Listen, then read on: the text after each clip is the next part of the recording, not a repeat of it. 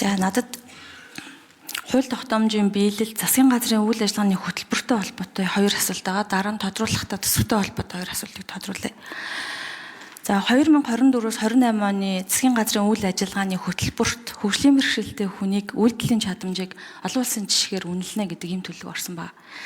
Энэ дээр яригадад лээдэг бараг 10 жил болж байгаа. Тэгээд ерөөсөө ингээ ахиц гардаггүй. Тэгэхээр нь 25 оны 12 сард миний би өөрөө бүх яамдуудыг оролцуулаад бид нар ингээ хилцүүлэг хийсэн. 3 яамд замын зураглыг гаргаж өгсөн. Яаж хийхин заагаа тайлбарлаад олон улсын хүмүүсийг авчраад ингээ эхлүүлээч гэсэн. Одоо 26 он болж байна. Тэгэхээр гэр бүлийн яам энэ дэр илүү манлайлаад эрүүл мэнд боловсролын яам оролцоод нэг энэ хөгжлийн бэрхшээлтэй хүмүүсийнхаа яг хөгжлийн бэрхшээл нь юундаа байгаа юм бэ гэдгийг тодруулдаг тогтолцоороо шилжмээр байна.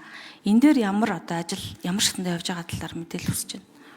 За хоёрдугаарт нь ахмад настай хүмүүс хөгжлийн бэрхшээлтэй ч юм уу ер нь хүнд өвчний дараа хүн эмнэлгээс гараад эхний 6 сар очих газар байдаггүй. Ерөөсөө байхгүй.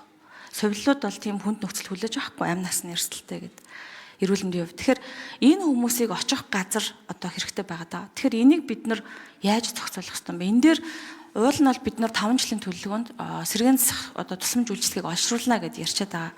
Гэхдээ энэ дээр ямар алхам товлогдсон болоо? Одоо энэ дээр засгийн газрын үйл ажиллагааны хувьд болон юу төлөвлөж байгаа талаар бас мэдээлэл авъя. За хөгжлийн бэрхшээлтэй хүний эрхийн тухай хуулийг батлуулахад би бас ажлын хэсэгт ажиллаж исэн.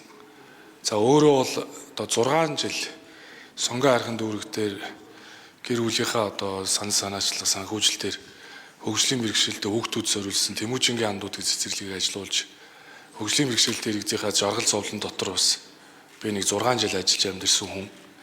Тийм ч учраас энэ хөгжлийн бэрхшээлтэй иргэдийгээ дэмжиж гэдэг энэ итгэл үнэмшил бол надад байдаг учраас одоо саран чулуун гишүүнтэйгээ одоо энэ асуудал дээр бол одоо хамтарч ажиллаж их хурал дээр цэр ажлын хэсгийг нь бол ахлуулж ийсэн.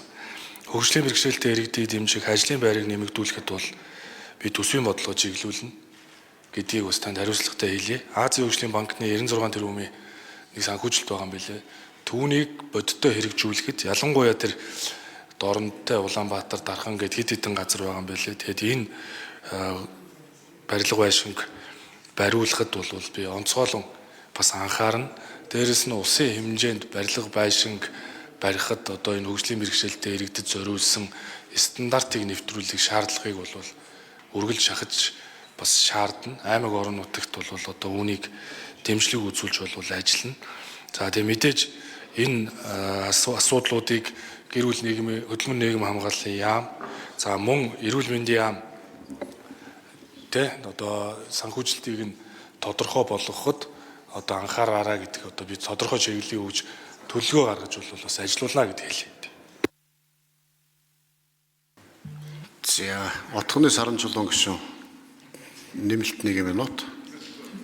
За барилга хөдөлмөр эрхлэлтийн асуудлууд бол нэлээд ахицтай явж байгаа юм байна. За хөгжлийн бэрхшээлтэй хүнээ дахин үнэлэх энэ систем рүү шилжихдээ онцгой анхаарч энэ эхэлсэн замын зураглалаа бариад явхад 3 яамд бол газрын зураг нь бэлэн байгаа шүү.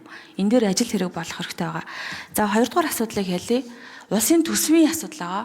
Төсөв дээр төсвийг тодорхойлж оруулж ирэхтэй. Төсвийн зардлын ангиллыг тодорхойлохдоо хөгжлийн бэрхшээлтэй хүн хүртээмжтэй холбоотой зардлыг харагдахуйц байдлаар гаргаач гэдэг байгаа. Энэ нь төсвийн бүх захирагч нарт хамаатай асуудал байгаа. Засаг дарга нар, яам, тамийн газар, агентлаг бүгдээрээ.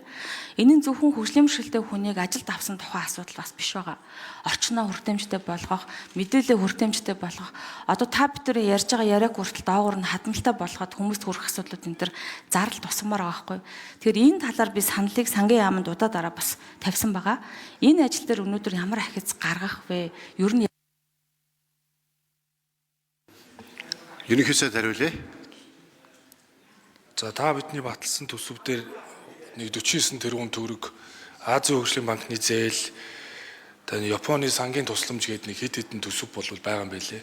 За би энэ одоо хэрэгжилтийг нь шахаж хаардаж бол бас ажиллана гэдгээ танд бас хэлье. За эх оны төсвийг барихад бас хөгжлийн бэрхшээлтэй иргэдэд зорилтод чиглэсэн хөтөлбөрүүдийг бас тусгах дээр төсвийн бодлогоо чиглүүлье. Гэхдээ өнөөдрийн хүчин төгөлдөр мөрдөгж байгаа төсвийн энэ доктортой байдлын хуулиар бол бид нар чи төсвийнхөө бараг 75%-ийг урсгалыг санхүүжүүлж байна. Таны 8 их найдын хөрөнгө оруулалттай 8 их найдын 4 их найдын нийслэлд үлдсэн 4 их найдын 1.3 зээл 1.3 гэд ингээд ерөөсөө эн чинь хомигдмал байдалтай. Тэгэхээр урсгалыг санхүүжүүлэх шаардлага бол байгаа. Тэгэхээр энэ төсвийн доктортой байдлын хуулиа бас эргэж харах хэрэгтэй байгаа шүү гэдгийг хэлье. За Саран Чулуун гүшүүн тодруулжсай. За энэ дэр нэг ойлголтыг бас тодруулах хэрэгтэй. Хөгжлийн бэрхшээлтэй хүн юм уу одоо энэ бүлэг хүн амын асуудлыг ярихдаа бид нар шин зардал нэмэх тухай ярина гэхээс илүү одоо байгаа зардлыг төлөвлөлтийг зөв зохистой чиглүүлэх ажил байгаа. Жишээлбэл өнгөрсөн одоо засгийн газар буюу Зандан шатар ерхий сайд байхад бид нар хөгжлийн бэрхшээл ба улсын төсөв гэдэг хилцүүлэг хийгээд хүүхдүүдэд эрт онцлох тоног төхөөрөмж авъя гэж шийдсэн. Одоо болтол тэрэн дээр ямар процесс болсон бэ гэдэг мэдээллийг ээжүүд гэр бүлийнхээ асуусаар байгаа байхгүй юу? Ер нь энэ тендерын зарлагдсан юм уу? Тоног төхөөрөмж авсан юм уу? Хүүхдүүдэд эрт оншилж хадах тусмаа эрт цэргэн засаад хөдөлмөрийн чадвартай ажил хийдэг ийм одоо хөгжлийн бэрхшээлтэй хүмүүсээ бас хөл дээр мосгож боломжтой болох гэдэг байгаа байхгүй юу?